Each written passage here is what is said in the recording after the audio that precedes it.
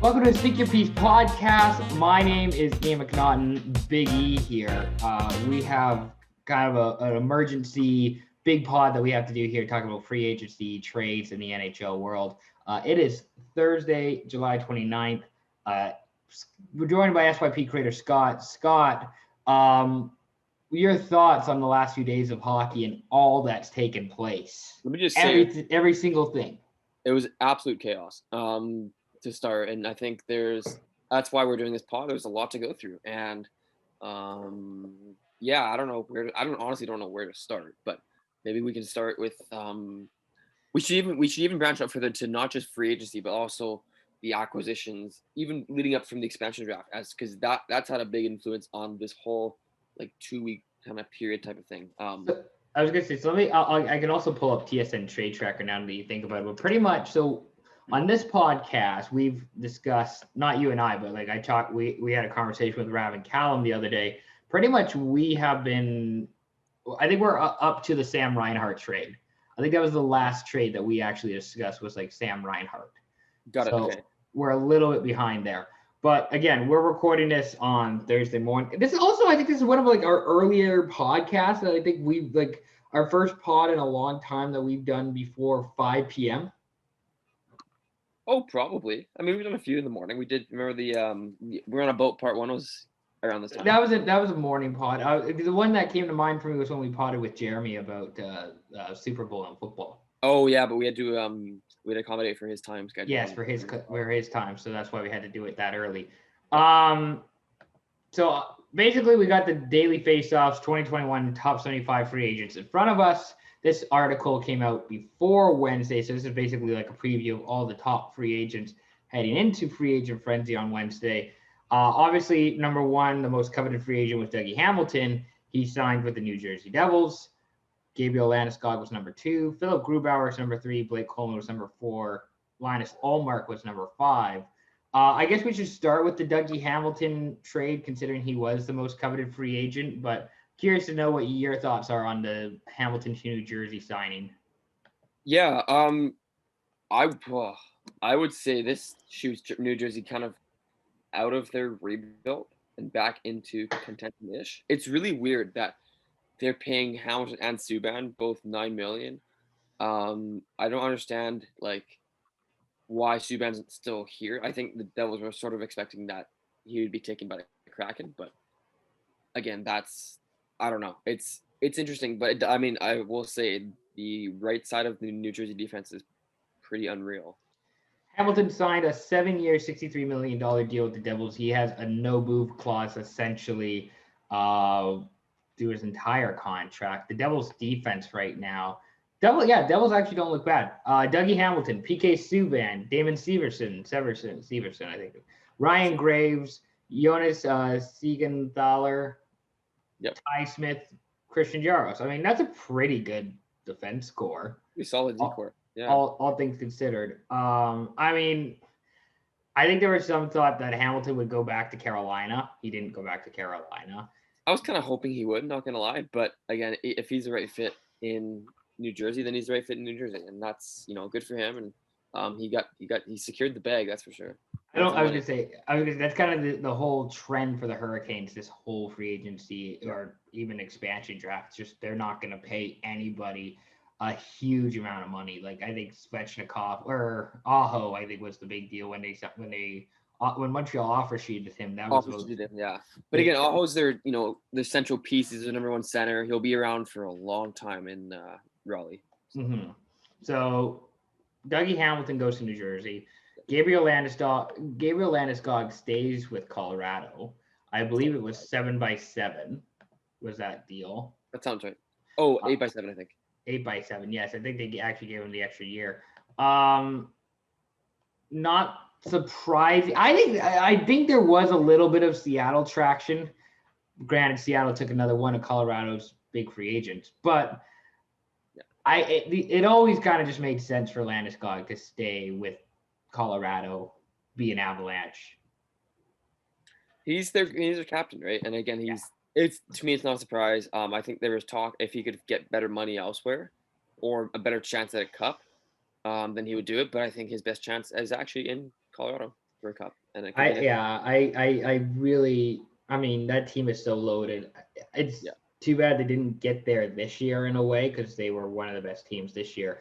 But yeah, like you say, 8 years, $56 million, similar deal to Hamilton, just $2 million less for an AAV.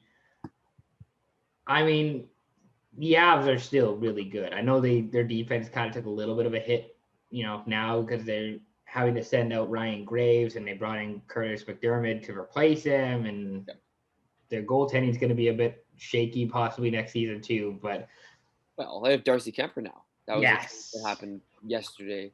Kemper was sent to the Avalanche in exchange for. It was a first-round pick and something else, I think it was. And I think it ended up prospect. That sounds right. Where is it here? I can't. I can't find it. I'll get it. I'll get it here. Stats guy Scott is gonna pull it up here. So, pretty much the two most coveted players signed big deals. One in a new location, one in their old location. Things really start to get interesting at the third spot with Philip Grubauer going to the Seattle Kraken. So Grubauer, he signed a, where is it here? Bill Grubauer signed a 6-year, $35.4 million deal with the Kraken. He has a no trade clause in his first 3 years, and then a modified no trade clause in the last 3 years. Now, what I know about this was that Ron Francis in Seattle was not expecting Grubauer to get to market. For 100%. So, because Seattle in the expansion draft, they took Drieger, they took Vitek Vanacek, who I thought was going to be their pick from Washington anyways. Really good young goalie. And they also took Joey Decord from Ottawa. Now, they signed Grubauer. They didn't think he'd get there, but they signed him, and then they traded Vanacek back to Washington for a second-round pick. Yeah. Yep. I think it was a second or third round pick. Yeah. The trade was Connor Timmins, who's a defense. Connor Timmins, that's who it is. And a first-round pick for Darcy Kemper for that trade there. So basically, Grubauer goes to Seattle, Vanacek goes back to Washington, and Kemper from Arizona goes to Colorado. Connor Timmins, he might be a top 4 guy in Arizona. Not this year, but he will. Not this year, but he has the potential to be. Yeah. But it's also because of just how loaded the Colorado D-Corps has been that he hasn't got his probably full opportunity yet. Kind of like the Hayden Fleury situation out in Carolina. He got traded to Anaheim for Yanni Hakanpää and I believe. But it just point is like he wasn't doing anything because he was behind so many good defensemen in Carolina. Now he's got a good role in Anaheim, but now Seattle because the Kraken drafted him, and good pick on the Kraken's part if you ask me.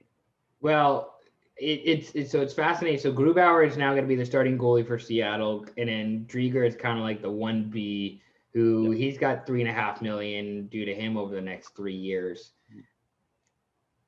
Here's the thing. I'm going to get into it now. Seattle's making the playoffs, I think, this season. I think the Kraken have one of the best defensive cores in the entire league.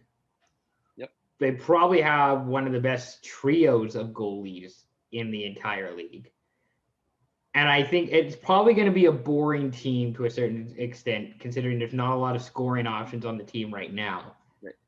But this team is going to grind and play good defensive hockey for 82 games to get into the playoffs. That's my hot take with Seattle. I think they are better with the Grubauer signing than before the Grubauer signing.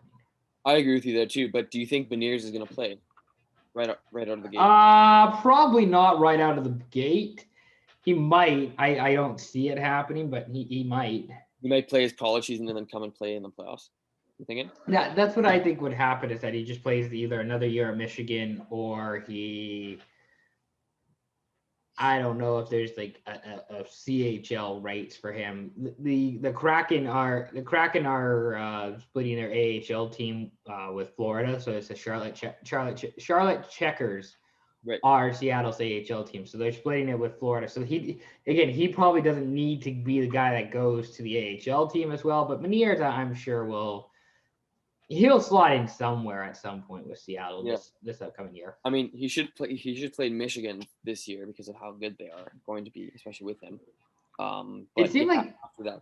Yeah. I was gonna say it seemed like every draft prospect was either went to the University of Michigan or played in Europe. Yeah, pretty much. That's all you can. I think the top CHL prospect or pick was Dylan Gunther, I believe. That sounds right. That was properly like playing in the CHL. No, McTavish, sorry. McTavish. Yeah, McTavish, your boy Mason McTavish, who you're already forgetting. So that's Grubauer at 3. Do you have any thoughts on the Grubauer deal, or it's? I like it. Standard high level starting goal. He's not elite, but he's high level starter. I would say 6x6 is good, or about 6x6 is good. He's gonna be the starter in Seattle for a while here. I can't imagine, especially with a no trade clause, that he wouldn't be the starter. Number 4 on Frank Seravalli's list is Blake Coleman, who signs with the Calgary Flames. It's so it's a 6-year deal with a $29.4 million value. So he's got an AAV of 4.9 until the year 2027. I like Coleman. I hate that contract. It's gonna bite Calgary in the ass in a couple of years, not gonna lie. Here's the thing. He does seem like a Flames player, though, like a tough, gritty, grind him down. He seems like a good, fit for the Flames. That's a Flames pickup, no doubt about it. But I don't know if he's worth $5 million per year. I think he's maybe worth like 4.5, maybe. No, here's the thing. The problem with those kind of guys, like those are the guys that should be your value picks. Like you don't build a team around those kind of guys. Those are the guys that you have as your value options that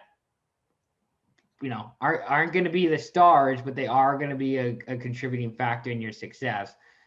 Coleman is 29 right now, and he will be a Flame until he is 35. That doesn't sound as bad as people think it is. It's really not horrible.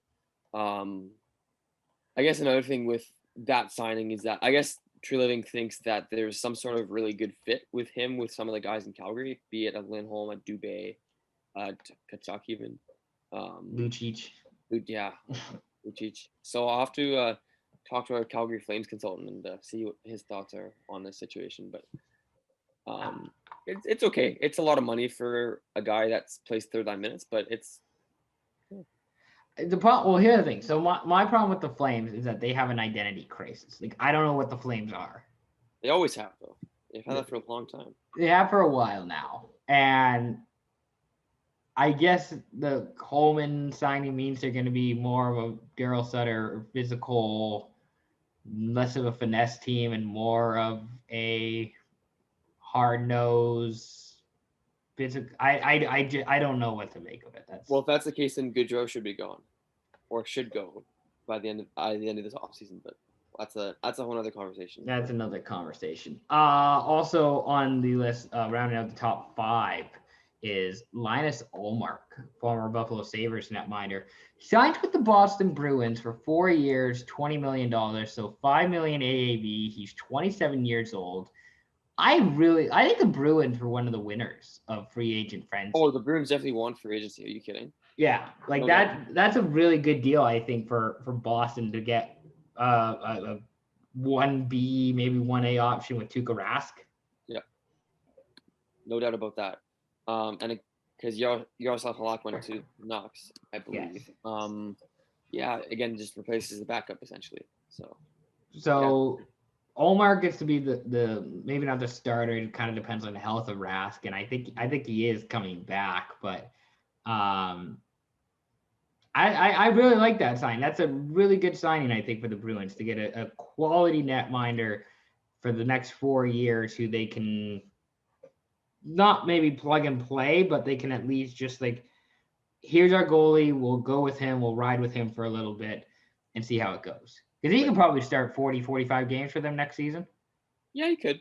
I don't think he will. I think he'll be like their backup. But like Tuukka Rask will play 50 games and he'll play 30, 35 games kind of thing. Like the sounds of that. All right, number 6 on this list, Tyson Barrie. So now we can get into our Oilers conversation here. So Tyson Barrie signs a 3-year, $13.5 million contract, a $4.5 million AAV. Here's the thing. I like Barrie. I think he's a fine defenseman. I think you know what you're getting with Tyson Barrie. Yeah. But the Oilers defense is no es bueno. I think the Oilers defense is not great. You've made that very clear. But tell us your hot take that you told me earlier. So my hot take, I've been workshopping this a little bit. I think the Oilers are missing the playoffs this season. Here's the thing. The Oilers are missing the playoffs somehow in a weak Pacific. Their defense, not good. I think their defense will struggle quite a bit this upcoming season. Mike Smith, I'm just going off the law of averages. I think Mike Smith is going to struggle, and probably Mikko Koskinen is going to struggle next season as well. I think they'll score a whole bunch of goals for the most part because they have a bunch of new forwards that they're bringing in. Yeah. But so the Oilers right now, let me pull this up. The Oilers right now, according to Cap Friendly, have $1.2 million in current cap space. Okay. And they still haven't signed Kyler Yamamoto and Warren Fogle, who they just acquired yesterday for Ethan Bear. Ken Holland is running this fucking team like he ran the 2010 Red Wings. And they are this is the start of the decline. McDavid and Draisaitl are going to be out here in like a few years because this team is going to be so ass and so dog shit. And it starts with missing the playoffs this year. I would love to hear that just 5-second clip of you saying that to backfire on you. And it totally could. Like it totally could. This is me me really going out here and really branching out by saying that they're going to miss the playoffs this year. But I just don't see it with their defense. And it's like the complete opposite of Seattle, where Seattle will struggle scoring, but they'll be really good defensively. They'll be really good in net. And Edmonton, I am very concerned about their defense and their goaltending coming up this season. And that's no offense to Tyson Barrie. I don't mind Tyson Barrie as the player. He obviously, you know what you're getting with Tyson Barrie. He will score a whole bunch of points. He will be an offensive threat, but he is not going to help out a lot on the back end. Same with Cody Ceci. I just don't see it. What do you think about Tyson Barrie? What do you think about the Oilers? You can be more positive than I can, I'm sure. I definitely can. Yeah, Ian, you're pretty low on the Oilers. Not gonna lie. I think the Oilers make the playoffs, but that's more of a byproduct of the division they're playing in versus them actually being that good. I guess the Oilers are I guess Ken Holland. Ken Holland's banking on same performance from Mike Smith. He's banking on Ceci and Barrie and Bouchard to all step up and be what they need to be. They need to be good. I think the Bouchard influence is going to be big. He better play this year because he was good. He was really effective last year, and no reason why he shouldn't play. The Oilers forward core just got a whole lot better, and Bear's defensive, but Bear's gone. Fogel's in. I like Fogel. He's a good fit, and he'll be a big kind of two-way checking third line guy. I like the fit. Zach Hyman instantly makes that team better. Like that. I like it. I think the Oilers make the playoffs, but it'll be tight.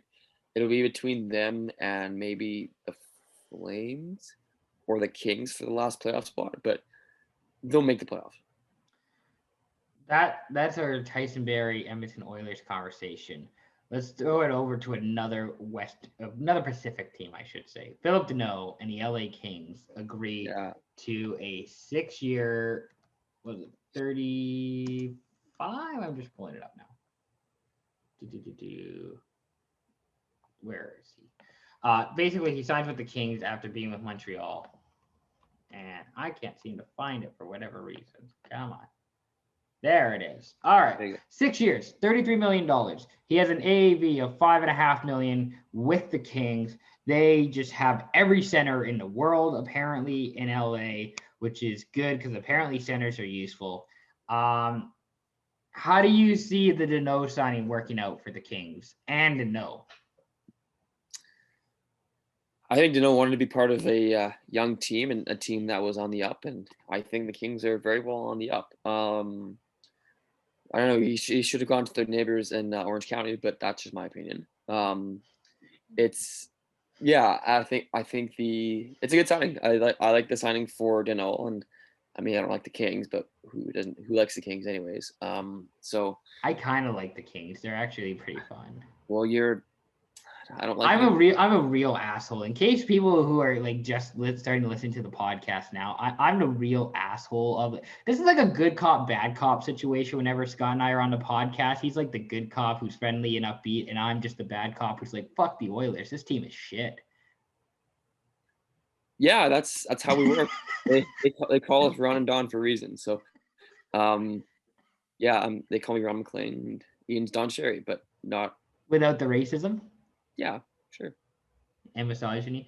No, listen, I like the move for the Kings. Listen, the Kings are going to be good next season. Now, I don't know. I should say they'll be 500 next year, which is like good enough in the NHL to make the playoffs. So maybe no. Whoa, no. Maybe in that division, 500 is good enough to make. Yeah, but I don't think they'll make they won't break 500. There's better teams in the division than the Kings. There's at least 4 better teams in that division. So let's go. Since we're having this debate, let's go through the Pacific Division. Sure. Okay, so you have Vegas, who I think is the clear consensus number 1 team. Okay, yes. I think Seattle is the number 2 team in that division. Oh, before they signed Schwartz and Wenberg, I would have disagreed with you. But yes, they have at least a solid-ish first line.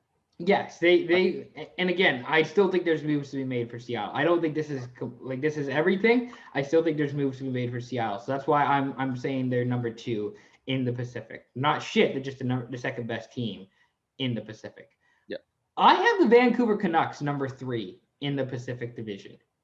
I don't disagree with that. I actually don't. I think I'm with you there. Yeah. I think if you can rely, listen, I think the forward, Petey especially, will bounce back. I think Petey will bounce back this upcoming season. Probably Besser will bounce back.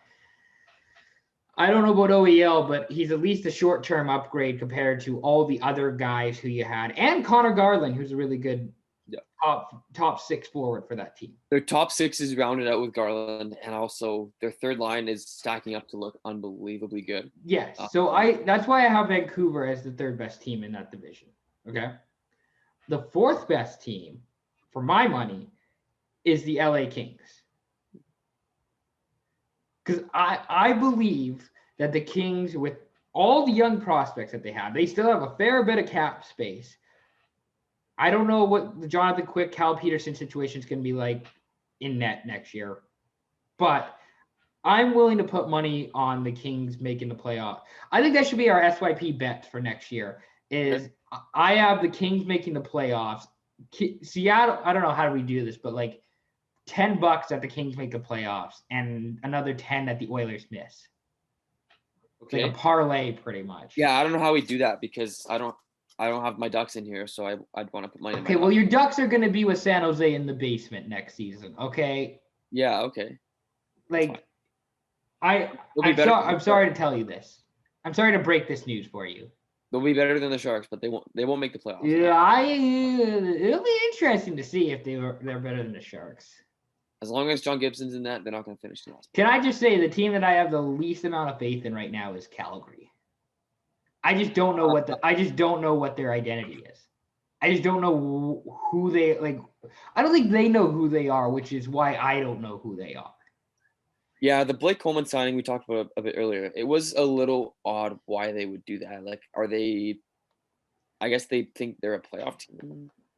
Yeah, but I don't know. Anyways, that's the Pacific. Right. Well. Who do you have in the top 4 then? I was going to talk about the Ryan Suter, but do you have a top 4? I think since we're on. I have the same top three as you, and I'd throw Edmonton in there instead of Los Angeles. Los Angeles is another year away, but next year they'll be making the playoffs. I would hope. Okay. All right. Let's see if we can just round out this top 10 quickly in free agency, and then we can talk about some other things. Ryan Suter signed a 4-year, $14.6 million deal with the Dallas Stars. Obviously bought out by the Minnesota Wild. He's 36 years old. He has a no-move clause for the entire contract. Yep. I guess it's not a horrible signing. No, it's not. The term might be a little bit much for a 36-year-old, but I think he was wanting the term anyways. Yeah. And he'll play that long. He'll play till he's 40. His play style suits. He could play till he's 45. He's like Chelios to me. Pretty much. I guess the question is, does this push the Stars into the playoffs? Because I mean, you have a weird Central Division as well, where you have Colorado. I guess Winnipeg might be the second best team. The Blues, maybe. I was gonna say, excuse me, yeah, St. Louis or Winnipeg. The Central is gonna be an absolute mess, and I can make an argument for the Blackhawks being in the playoff picture. Yeah, I don't think it's a great argument, but I think you could make the argument that the argument's Blackhawks. There, yeah. I think that's a fine signing for Dallas, Ryan Suter for 4 years. I like it. He's gonna play third. I mean, he's not gonna have to much minutes like he used to in Minnesota, because again, you look, there's all the guys. There's Heiskanen, there's Klingberg, there's Lindell as well, who's there. Alexiak's gone. He's now a Kraken, but I think Suter kind of replaces him in a way and provides like some veteran intangibles that Heiskanen and Klingberg and Lindell can kind of learn from and take from his advice and his like tenure in the NHL. And he's a good third pairing deep. I like it. I was gonna say, if this is the Alexiak signing, which I'm sure it is, it's a pretty good replacement for it's a pretty solid replacement suited for Alexiak. All right, number 9, Keith Yandel might be one of my favorite contracts of the entire offseason, going to Philadelphia for, what was it, $900,000 this upcoming season. $900,000 1 year, no trade. He's 34 years old. It's a steal. It's a steal. It's kind of like a bet on yourself kind of contract. Like he's, in a way, he's going to Philly, and wow, that Flyers decor is looking pretty good, I must say. So the Flyers decor, as we speak right now, looks like Ivan Provorov, Ryan Ellis, Rasmus Ristolainen, Justin Braun, Keith Yandel, and Travis Sanheim, who's an RFA. They still have to re-sign Sanheim, but still. That's still pretty good, though, I gotta say. I must say, I am a fan of that defensive core. And again, Ristolainen, was shit in Buffalo, but will he be shit in Philly? We don't know that. Ellis is Ryan Ellis. He's unreal. Also in the system is Cam York, Wyatt Wiley, Mason Millman. I think we've talked about that with Philadelphia for the last few years, just how solid their decor has been with their prospects in their system. And now it just looks like it's going to be a unit this upcoming season. It's significantly improved from last year. I think that was the thing, that the Flyers were missing a bona fide number 1 defenseman, and now I would say Ryan Ellis is that for them. So the Flyers, in what is going to be a fucking just shit show Metro, not in a good way. Like, it's going to be so fun to watch next year, the Metro, with the arms race of talent that everybody has. Unbelievable. Unbelievable, I gotta say. That's probably the best division in hockey. Well, okay, the Atlantic's pretty good too, but I would have to probably take the Metro because it's just looking so good right now. Yeah. Finally rounding out the top 10 on Frank's list, Mike Hoffman signs a 3-year, $13.5 million deal with the Montreal Canadiens. He struggled a bit with St. Louis last year. He, for whatever reason, he was never a fit in St. Louis. He was kind of there to replace a then injured Tarasenko in a way, but he just never was the right fit for whatever reason. So it's another shall we say, significant free agent signing for the Habs, who got to Foley last season, and then they traded for Josh Anderson. Yep. I'm guessing this is another top 6 forward for Montreal. He's not replacing Corey Perry or anything like that. It's more of just the adding another scoring option to your team that struggled scoring goals last year, especially you could see it in the finals against Tampa Bay.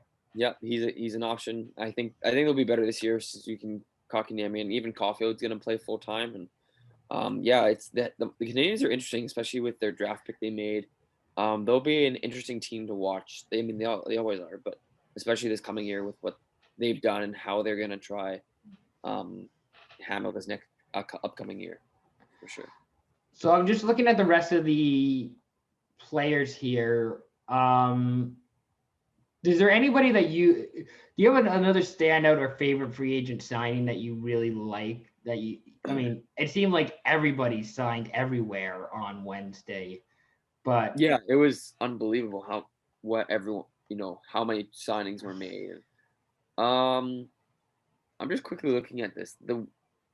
One of the signings that really sticks out to me, man, there's a lot I could talk about.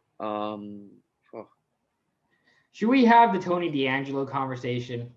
I was going to talk about Frederik Andersen in Carolina. Sure, let's talk about Carolina. Maybe we'll just go through a quick rundown of teams then, because Carolina, they got Frederik Andersen.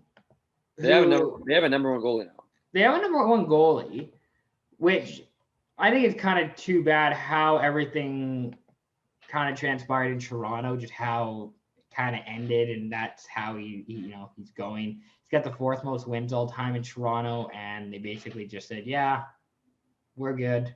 Which I guess, that's, that happens sometimes, but that's hockey though, right? And again, now I think the Leafs have 2 pretty damn good goalies in Campbell and Mrazek, but so Anderson's still better than better than Mrazek for sure. So they have Frederik Andersen, who signed a 2-year, $9 million contract, 4.5 AAV, and Antti Ranta, who they signed for 2 years and $4 million. I would say that the Hurricanes' biggest weakness last year was their goaltending inconsistency. Not that they didn't have goalies that played well. It's just it seems like they ran through 3 goalies all year, which I think for a team it can be hard to do.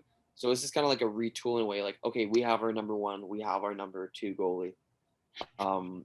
We did lose a lot. The Hurricanes lost some capital and some players in the draft, but in the expansion draft, but also through free agency or whatever it might have been. I like them to be in the top 2 in their division. That's a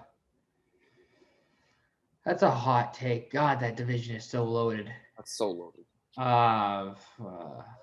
I'd have to think about that for a second. Yeah, well, we'll do an NHL preview, preview pod in a couple months. Once all this dust settles, we're kind of still in the dust storm. I'm not gonna lie. Pretty much. Yeah, there's still a lot going on.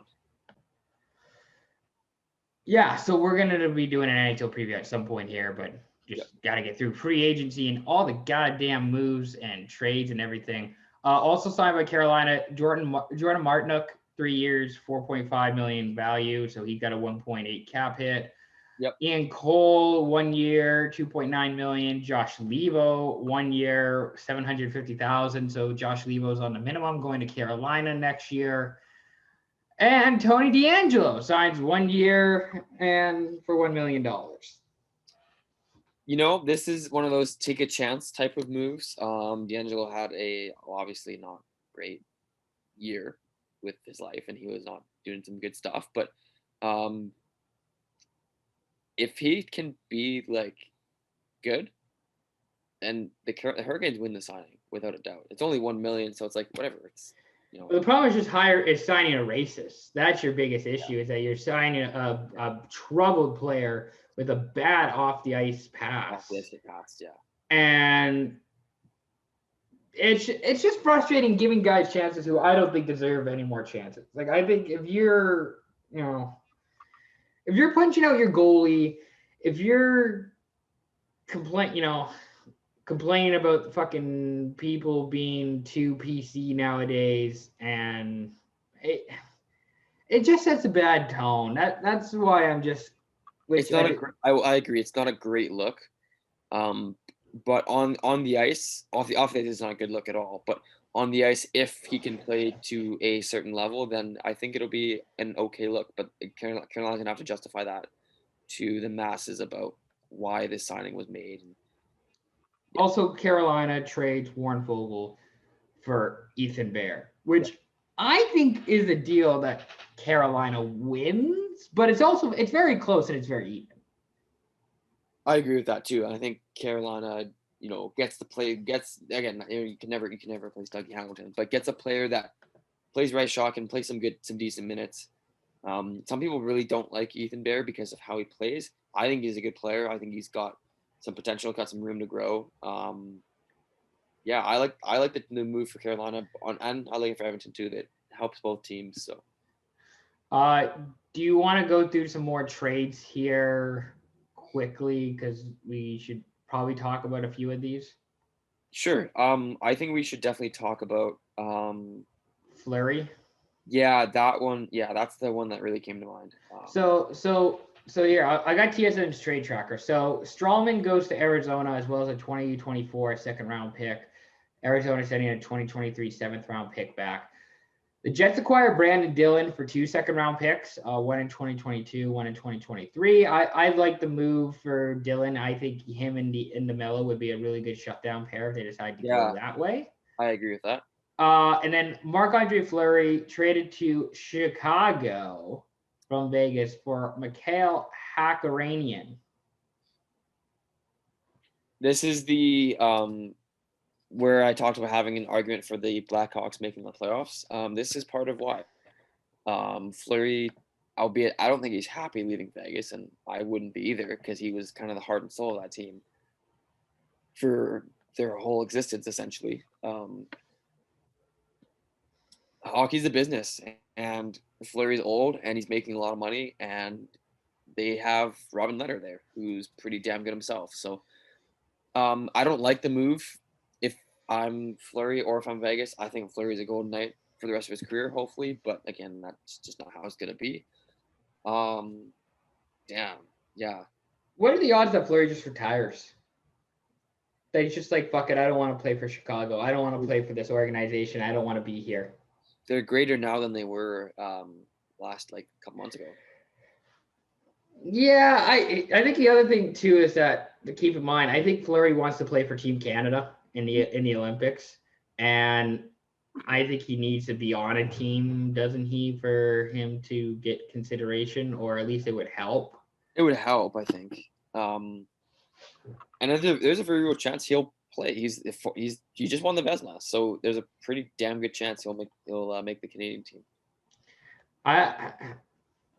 The other thing, I don't think this is entirely the point, but this is just another example of how stupid the salary cap is in the NHL, where Vegas has to trade the best goalie in the NHL, because he was awarded the Vezina, one of the best goalies in the NHL. Yeah. They have to trade him to fit under this stupid cap. And granted, Vegas didn't have to trade him. Vegas could trade Lehner. They didn't have to sign Lehner. They couldn't. There's a bunch of different steps they could have avoided to get to this point. But the fact that the NHL also has this in a system where it's like, hey, you got to be cap compliant, and it frustrates me. It's not the whole point. It's not the whole story. It's just another element to this that just frustrates me. No, absolutely. I still think Vegas is going to be good next year. Oh yeah. But there is something to be said for losing your locker room voice, a guy who's been with the team since day one. Absolutely, and one of the key pieces of the team from day one still. And there's still a few guys that are there: Carlson, Smith, Marchessault. But again, even with that, it's still Theodore as well. But point is, it's still.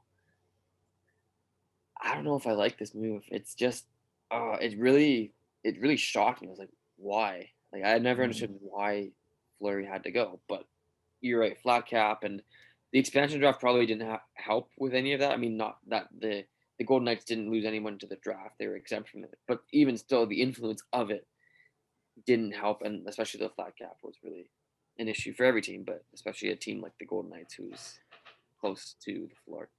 So. Curtis McDermott goes to Colorado for a 4th-round pick to the Kraken in 2023.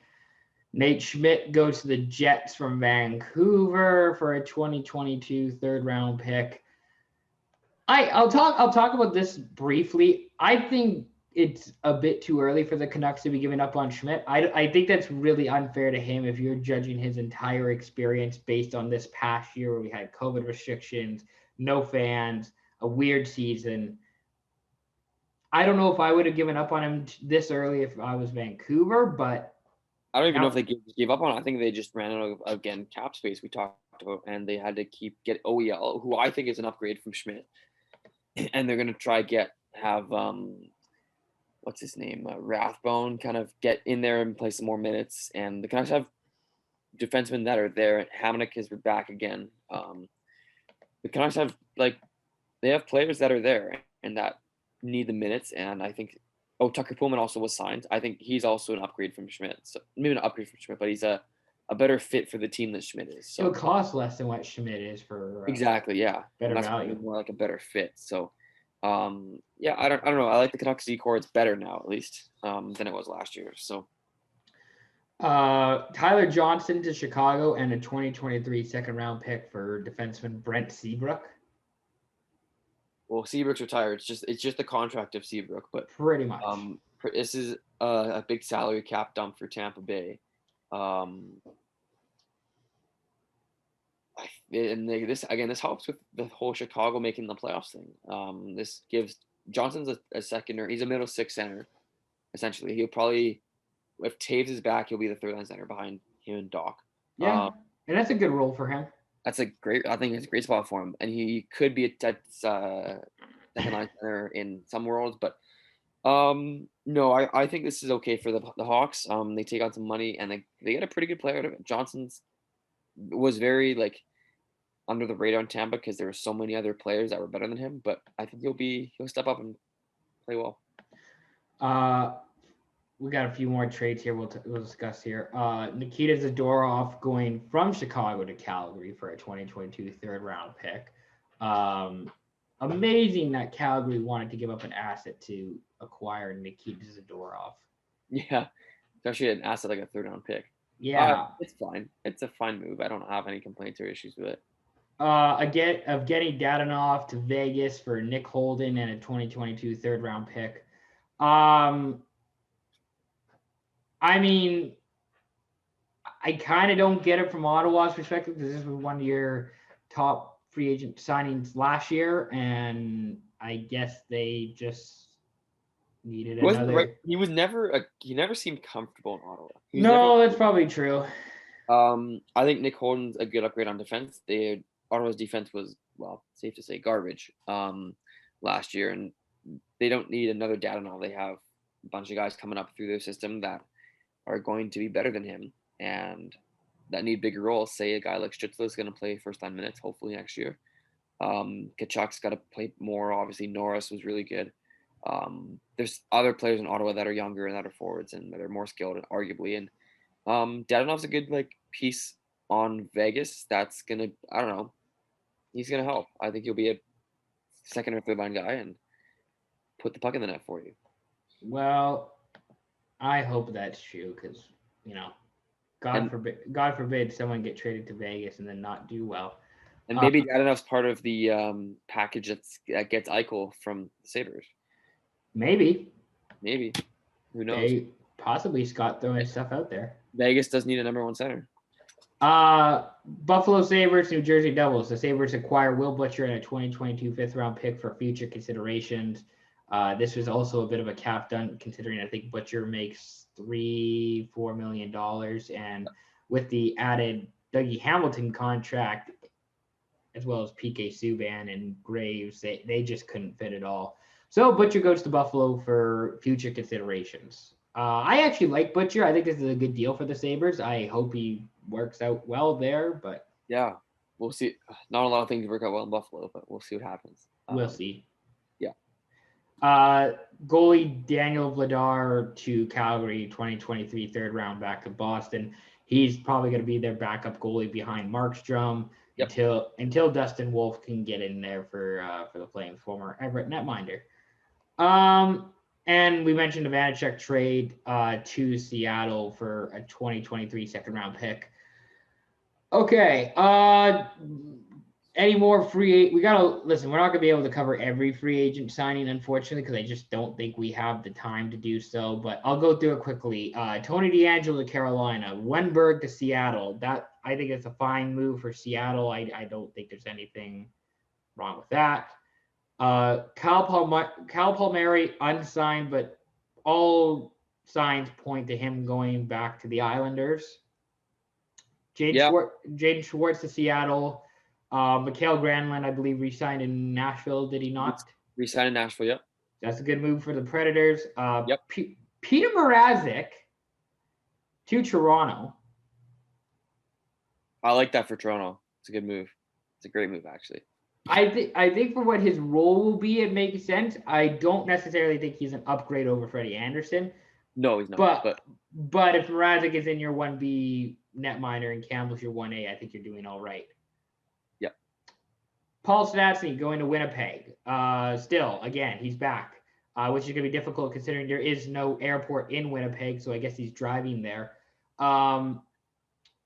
That's one of my favorite jokes is there is no airport in Winnipeg joke. That's one of my favorite jokes of all time. I think one of the most underrated signings of the day. Pius Suter from Chicago. He signed with Detroit. Yes. 2 years, $3.25 million. I'm gonna say it's not Ian. Ian. Everyone knows Ian's opinion on this. This is a great signing from Ian, but an objective opinion right here. Great signing. Pius Suter he played pretty damn well with Chicago. I think he got the Calder votes. And I don't know. He'll be a good piece behind Larkin. Behind who else? There's so many good players that are there now. Larkin's the number one. Nemestikov was thought to be like a number 2 center, and it didn't really work. It didn't really work out. I think there's going to be a battle between Suter and Nemestikov, unless they might bring in another, but Jack Eichel to Detroit, maybe. No. Maybe Jack Eichel. They don't need Eichel. No. Maybe Jack Eichel. No, but anyways, pretty much there's gonna be a battle for like the second line center. It could be Nemestikov. It could be Suter. It could be Joe Veleno, who comes out of nowhere and takes the second. Michael Rasmussen comes out and takes the second. Those are 2 first-round picks who haven't done anything yet. So. Yeah, so they might come out and get the second line spot too, but. The other thing I wanted to say is that I think Suter had like a hat trick. Like he's known for doing really well against the Red Wings. He had a hat trick against them last season. So maybe he likes playing in Little Caesars Arena. He likes that free Little Caesars, right? Maybe he does. Maybe he enjoys the post-game Little Caesars. Hey, stuffed cheesy crust, right? Maybe some crazy bread. Yeah, well, it's the best. Corey Perry, he just signed this morning with Tampa Bay for 2 years, $2 million. He basically pulls like the Kevin Durant, and he basically just joins the team that beat him. Pretty much. So pretty much goes to show you what kind of player Corey Perry is. No. I think Perry's actually a really good fit in Tampa Bay. He'll be again. He's not a regular season guy. He's a playoff. He's there for the playoffs. And Tampa lost a lot of their good playoff performers from their 2 cup runs this year because of expansion draft, because of free agency. So he comes in and replaces him along with Pierre-Edouard Bellemare, who is Colorado. Yes, and he's now with Tampa Bay, and him and Perry will make up part of that 4th line. That's going to be pretty deadly, not gonna lie. I saw that for Tampa Bay, the Bellemare sign. Like that makes sense. That makes a lot of sense for what the Lightning like to do and who they want to play as. Especially with all their off-season subtractions from Gord to Johnson to Savard, who they lost to Montreal. Yes, that was the next guy I was gonna bring up. But yeah, so there's a few guys they lost, but again, they're doing their best to keep the core intact, including Braden Point, who just signed 5 years, $9.5 million per year. Yeah. So big money, but again, you'd almost think he'd be worth more. You'd almost think. But Yaroslav Halak, you mentioned it earlier. He goes to Vancouver. He's probably going to serve the 1B role behind Thatcher Demko. He struggled a little bit in Boston last year. I don't think things were completely solid foundation. Boston was a little bit kind of all over the place last year with COVID, trying to compete. Rask in his situation. Yeah. So Halak goes to Vancouver. I think it makes a lot of sense for Vancouver. It's part of why I like them to make the playoffs this upcoming season. Yeah. Well, that's part of it, but also I think it's more about the trades they made leading up to it. But yeah, I agree with you. I think Halak's, provides like a steady backup presence in the net, and he's a veteran. He's an experienced guy, and he'll kind of help Demko along a bit for sure. We talked about David Savard. He's essentially going to Montreal to replace Shea Weber, even though I don't think you can replace Shea Weber in all that he does. No. But he's a big physical right shot guy. Just won a Stanley Cup with Tampa Bay, so Montreal saw him up and close, and yeah, he's a good player. I think Savard's a good player, and yeah, we'll see. Again, Montreal's in a very interesting situation with all they've done, all their offseason moves, and especially with their first round pick, Logan Mailloux is his name, and yeah, so we'll see what happens with that. It'll be interesting. Yeah, the Habs are really, flexing about how, responsible and mature they are as a franchise with the Logan Mailloux draft pick. No, you would think for a franchise that's 110 years old, you think they'd be a little more mature, but you think they would be smarter than that, but they aren't.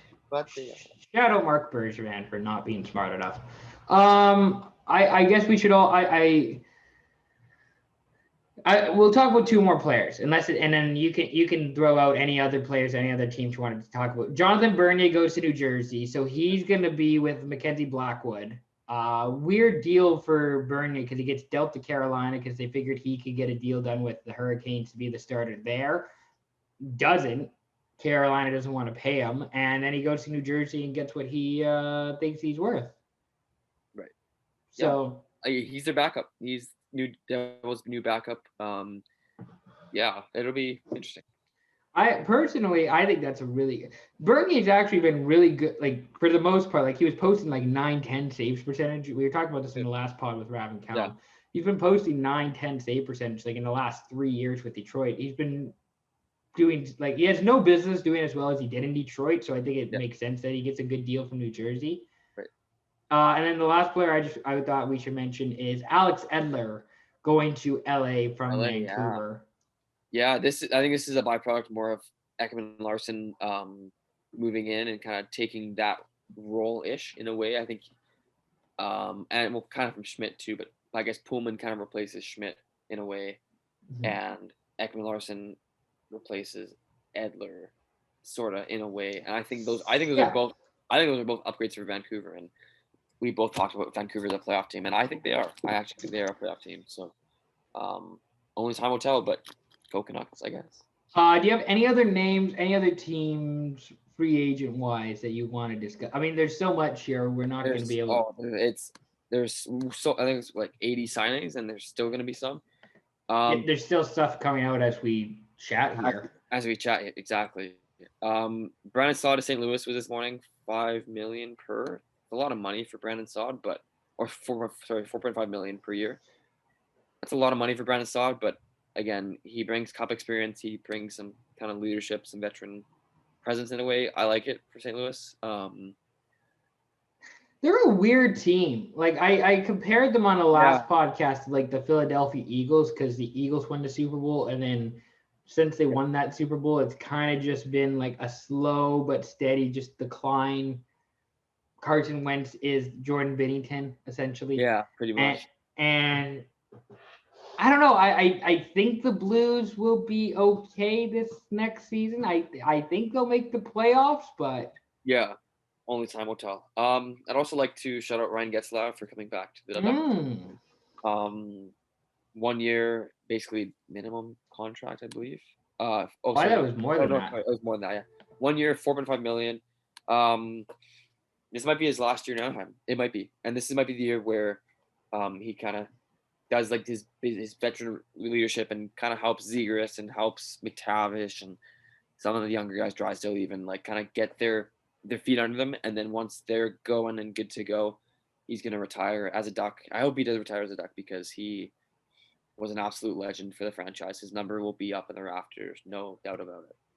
Now, I don't think this is going to happen, but I do kind of want to bring it up in case the Ducks actually want to make moves at the deadline. Yep. There is, he doesn't have a no trade clause and he doesn't have like a no movement clause. So Anaheim is free to like retain half his salary and trade him at the deadline for possibly assets if they could get something. They might get a lot of assets for him because think about Getzlaf. He's he's old. He's 36, 37 now, but he is still an effective playmaker. He's still one of the best passers in the NHL, I think. Getzlaf to Toronto? Question mark? Maybe. They're talking about sending him to Edmonton, but it never worked out, obviously. But it might happen through the trade deadline, anyways. But yeah, we'll see. We'll see what happens with Getzlaf. But I like that he's staying in Anaheim for now. Well, don't worry. No one overvalues their players more than the Ducks and Bob Murray, so there's probably a good chance he doesn't get traded anyways. Well, that's why Eichel's not in Anaheim yet because I guess I don't know. It's a. Listen, I get that you like Zegras and Drysdale. I would too, and I'm not saying you should necessarily. I'm not saying you should necessarily trade them, but it's just like the fact you couldn't get a deal for like Adam Henrique last year at the deadline. Like you couldn't find a good enough trade right now. Do you have anything else you want to discuss? We do have mailbag questions that we should probably get. Yes, we have. Kind of 2 questions. Well, we have 5 responses. Okay. Yeah, I'll go through it first. So, sure. Jevin Lefebvre from Left Side Heavy, shout out Jevin. He asked, would you have prioritized bringing Grubauer back over Landeskog, or is Landry and Kemper better than Grubauer, Timmins in the first? I'm assuming he's referring to Landeskog, Landy, and Kemper. Yeah, Landy. Better than Grubauer, Timmins in a first. I would say probably Landy, Kemper. I would probably take that over Kemper. It depends how you value Philip Grubauer. If you think he's better than Kemper, then I think it's a no-brainer. I think you'd rather keep Grubauer if you can. But again, this is another thing. It's a kind of a cap issue as well. Is that Grubauer's valued as a better goaltender. That's why he gets paid more. And he's obviously getting the bag in Seattle now. And Kemper's no slouch either. He's a good goalie. They were talking about him last year being on the Canadian Olympic team. There was talk about it. He was going to be the number 3 guy on that team. And Timmins in a first is a lot for a goalie like that. But again, if he's the goalie that pushes them past the second round, which they haven't done for a long time, by the way, since 2001, I believe, then I'm all for it. Go, yeah. I see both sides. I see both, but that's actually a really good question. Well, it's kind of like the Tampa Bay, Coleman and Goodrow thing. Like it's a lot to trade for those guys, but if it works out and the team goes and wins the cup, no one's asking if it was a smart move or a good, because you won the cup. No one's criticizing your moves. No, of course. No, so I would probably do Landeskog and Kemper, but it's hard to say. Again, it's the loyalty in the business of hockey that's unfortunately hard not to do. Hard to keep the loyalty, especially with how the cap is this year.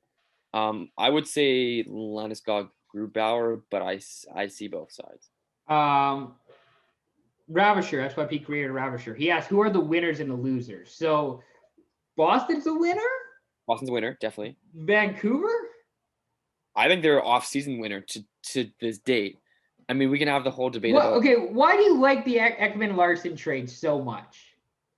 Actually, yeah, you haven't had me on since this happened. Yeah, so explain why you like that contract so much.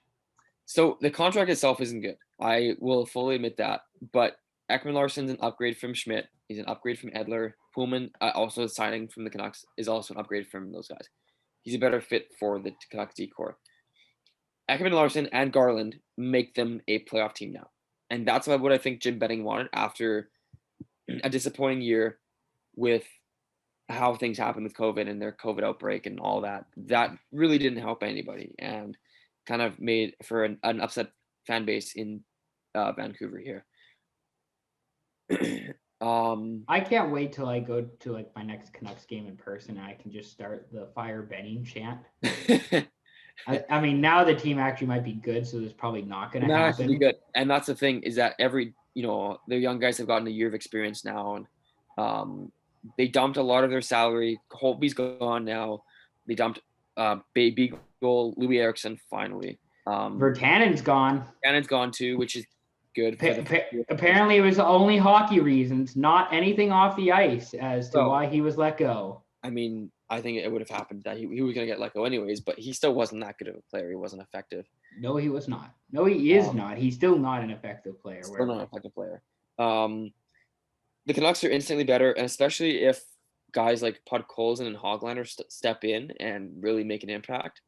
Canucks are a playoff team, and you never know what they can do in the playoffs. You saw they took Vegas to 7 games. You never know what they can do, right?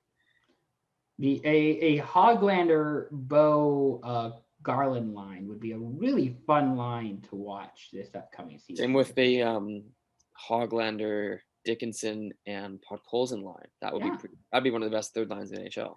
I don't know if there's another winner I have off the top. Boston comes to mind. Vancouver did okay. I'd say New Jersey's almost a winner. New Jersey's probably a winner because they got the best player and they got him for about market value. Yep, I'd agree with that.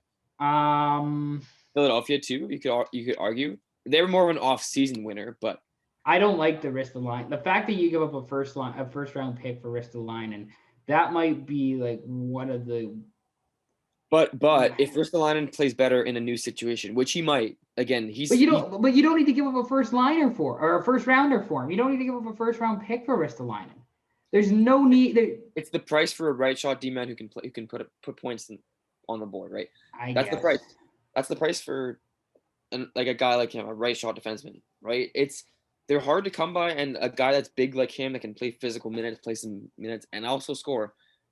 You don't find that very often. That's why first round picks are the price for a player like him. As a losing team, Edmonton a little bit. Carolina, I'd say Carolina. Carolina's definitely a losing team. Yeah. Toronto.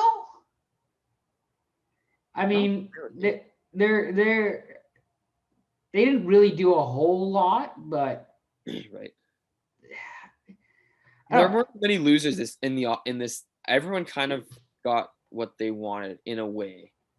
I don't really have any like.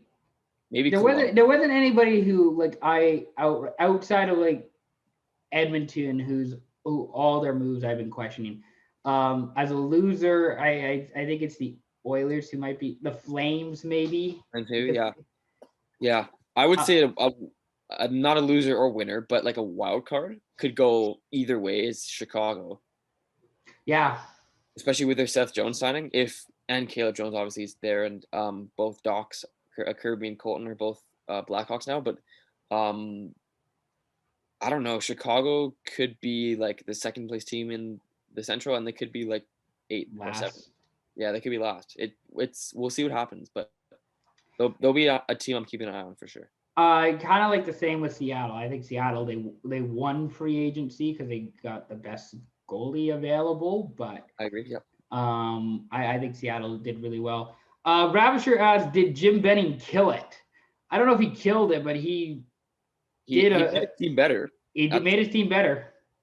That's all I'm going to say about that. Yeah. He's pushing all of his issues and problems down the line, which is smart because then he won't be with the team anymore. So that's a smart GM is to put his all of his past responsibilities and failures onto the next guy. I mean, he had to kind of clean up the mess Mike Gillis made before him, so it's like. But all those signings were his fault anyways. Like all the Beagle and fucking Michelle and Erickson. Sure, but I'm just saying before that, he had to deal up with the aftermath of Mike Gillis and when he left. So he's kind of doing like the whole like second round of cleaning shit up.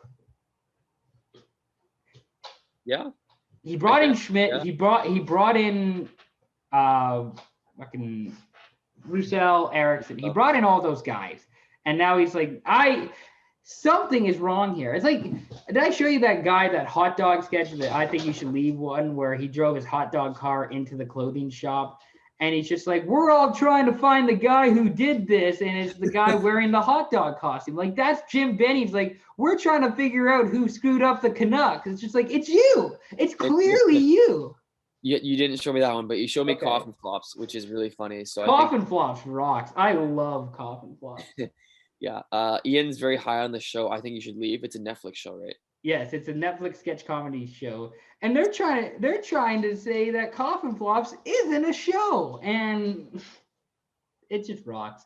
It is funny. I don't think Jim Benning killed it, but he at least avoided all those problems for a few more years till the next person. Yep, I agree. He made the team better. So watching my dog. My dog's watching me here. He's got his eyes on me. Go lie down, Cass. He's checking you out. I guess. He heard that we were talking about Jim Benning. He's like, I'm interested in Jim Benning.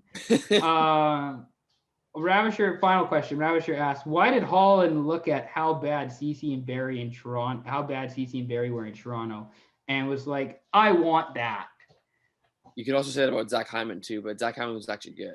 So Hyman actually did he fulfilled his role in Toronto. The problem also, I think Barry was okay in Toronto. The problem is just his expectations were way too high because of the fact it's Toronto and he was a part of the Kadri trade, which didn't help. If you're putting Barry and Cece on a line together in Edmonton, good luck, Dave Tippett. I wish you the best. But they're not going to. It's going to be Nurse and Barry, and then Cece's going to play with Keith, hopefully. That also sounds like. Well, that's your opinion, and we talked about that earlier. I think the Oilers are a playoff team, but that's our debate. We'll have a really good chat about that once we have our season preview. Yes, good argument there. I can't wait to talk shit about that. That's all the questions we have. We didn't nearly cover probably enough or everything that went on Free Agent Frenzy. Any final thoughts hockey-wise for at least the next couple of days? Maybe things cool down for a little bit. Yeah, I'm kind of hoping things cool down a little bit because there's been a lot going on. I just want to quickly talk about the draft. Yes. I listened to again, I wasn't on part of the podcast with Ravisher and Callum, but that was the great show, one of the greatest shows actually that you guys have done. I love the McTavish pick. That's such a Bob Murray move from Anaheim, third overall. After 1 and 2, the draft was wide open. Who knew who's going to get picked where? It could have been Edmonton, could have been Gunther even at 3. But I like the McTavish move. He's a shooter. He's a guy that can put the puck in the net, which is what Anaheim desperately needs. He's big. He's kind of plays with a bit of edge. I love it. It's a great move. Eklund, biggest steal of the draft. He fell to 7. He should have gone at least 5, or he could have gone higher.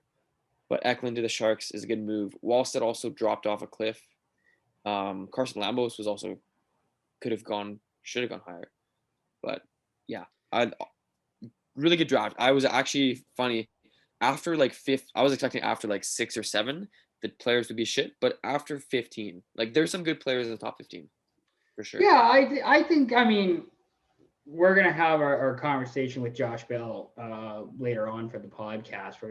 I got a conversation with Josh coming up, but essentially I thought it was a really the storyline here. Here's how I'll put it. The storyline I think for this past draft class was that there wasn't any elite prospects. Yeah. There wasn't any A+ or maybe even A prospects, but there's a lot of guys who could be like B+, B guys. Top 4 guys, top 6 forwards. Yeah, I don't think anybody is gonna be I don't think there was anybody for you to build your franchise around. But I think there was a lot of guys who eventually will just be plug and play. You can get them in, no issues. Yeah, I would say Owen Power is the closest guy to like a bona fide number one play, like center number 1 player, and he's a defenseman, so number 1 defenseman. But even still, I don't think he's like the number 1 defenseman. Not like a Darlene in Buffalo. No. There's a good chance that Power probably. Not a good chance, but there is a chance that Power might not even play in the NHL in his first year. Yeah, that is true actually. And I don't think that would be a horrible mistake if they said no I think it'll be good for his development to go play on the junior team for Canada and go play Michigan for. Yeah, I don't have an issue with that. Neither do I. But the draft itself, I mean, my favorite Ducks pick was, of course, Olin Zellweger, Everett Silvertip. Oh, yeah. That was almost a steal, I think. Some people were talking about him being a first rounder, but he goes in the early second round. No complaints from Big E. We talked about Simon Edmondson going to the Red Wings. He is probably going to be lining up next to Mo Seider for the top D pair for the next 10 years for the Red Wings. I don't know if he's going to the NHL right away, but him and Seider are going to be a top pairing for a while. I don't know if there's any other real star pick. Like, there's a lot of quality players. I'll just say there's a lot of quality players, and because this draft class was so wide open because of how COVID impacted it and how scouting and all this sort of jazz, who knows? Who knows? McTavish might be the best player in the draft class for all we know. He actually might be, yeah. Like Kent Johnson might be a great pick. Can I just say how nasty Kent Johnson is? That was another great pick. Callum and I were talking before the podcast and also before this one about how Kent Johnson would hopefully fall to what was then the Canucks' 9th overall pick. Mm-hmm. There's no way he's getting that low. He's so nasty. It's really good. So former Trail Smoke Eater of the BCHL from Port Moody. He also played, I believe, for Burnaby Winter Club. Big fans of Kent Johnson. Maybe we can get Kent to come on the podcast. Local boy, get him on the pod. Yeah. You should also take a look at his elite prospects photo if you get the opportunity. It's pretty funny. It's timeless. Okay, good to know. Anything else before we head out here and Ian gets some shut eye since he's had little to no sleep over the last 4 days covering sevens? No, I'm content. Yeah, go Ducks, and we'll have a good NHL preview. That'll be like a 3-hour podcast. It could be. That's good. That's good. We have to break that up into like multiple segments. Yeah, we'll have to do a Western Conference, Eastern Conference kind of segment. But no, it's gonna be. It'll be a really good. It's exciting that we have a full 82 game season, and then there's also the whole Olympics thing, which could be. Olympics and an All-Star break, baby. Yeah, potentially. It's good. Well, we need it. The fans, hockey fans in the world need it. It'll be good for the league. It'll be good for the sport. And bring it on. Yeah, let's go 21-22. Should be a good year. Speaking of good, that is the Speak Your Piece podcast. We just killed it again. Thank you very much, everybody, for watching and listening. Basically, I'll do the quick outro here. We're on YouTube. Be sure to subscribe to the YouTube channel. We're on Spotify and Apple Podcasts. I keep saying iTunes, but it's not iTunes. It's Apple Podcasts. You can listen to us on Apple Podcasts. Thank you very much again for listening. Greatly appreciate it. We'll be back with one more podcast to end the week with our guy Josh Bell talking about NHL draft prospects. Until then, talk to you soon.